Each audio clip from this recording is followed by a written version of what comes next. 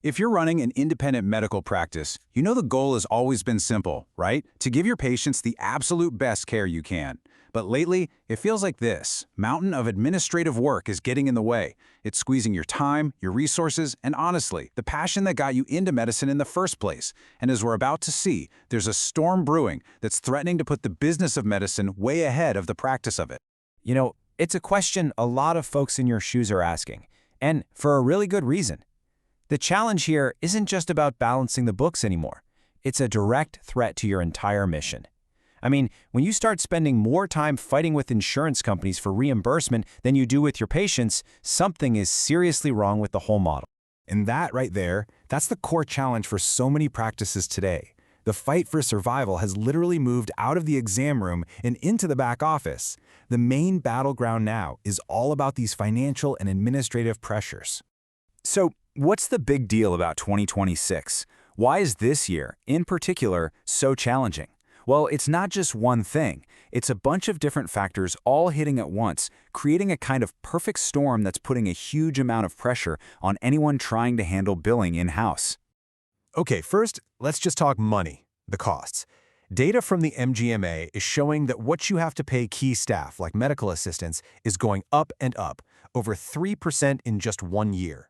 So think about it. When your biggest expenses are climbing faster than your revenue, you're already starting the game from behind.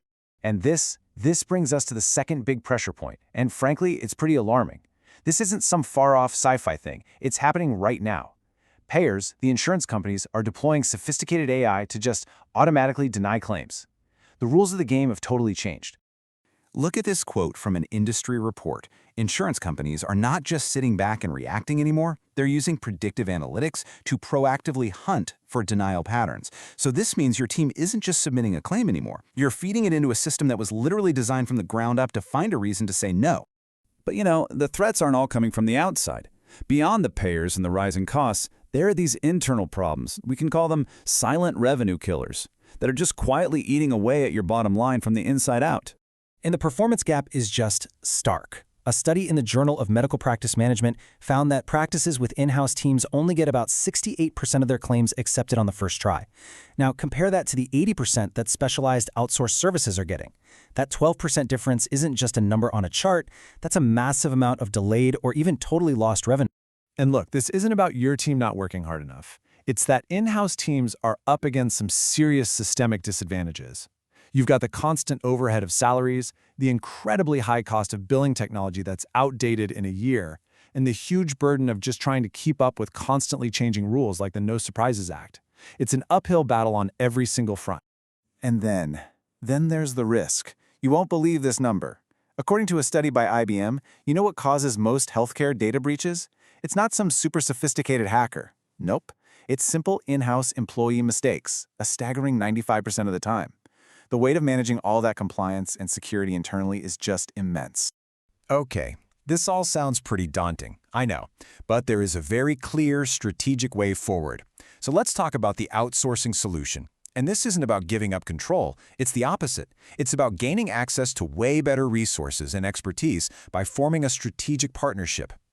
Let's just break it down side by side. On one hand, doing it all in-house means you're on the hook for huge investments and all the compliance liability. But on the other hand, outsourcing your revenue cycle management, your RCM, gives you access to the same powerful AI that the payers are using against you.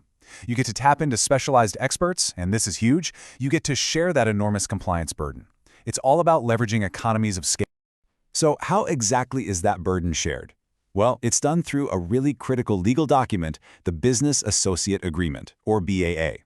This is a contract that's legally binding. It forces your billing partner to follow the exact same HIPAA standards that you do, which makes that shared responsibility official and adds a crucial layer of protection for your practice.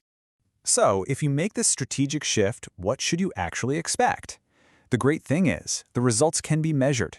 Let's look at the key metrics that really, truly matter when you partner with a top-tier revenue cycle management service. First up, the big one, the clean claim rate. The benchmark for excellence in the industry is 98%. And what that means is that 98% of your claims are perfect the first time they go out. No errors. This avoids all those costly delays and the hassle of denials. It's the absolute fastest path to getting paid.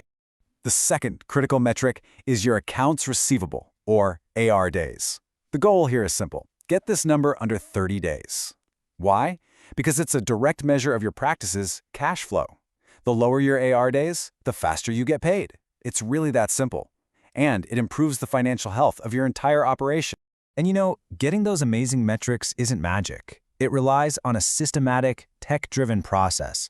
It all starts with automatically checking a patient's eligibility before they even walk in the door.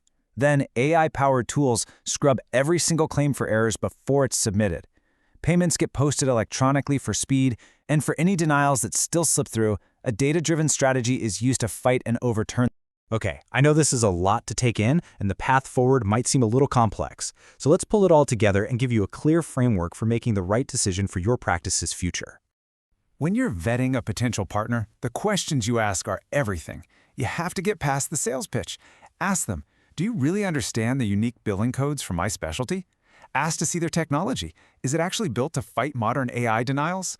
Dig into their compliance and demand transparent reports on their performance.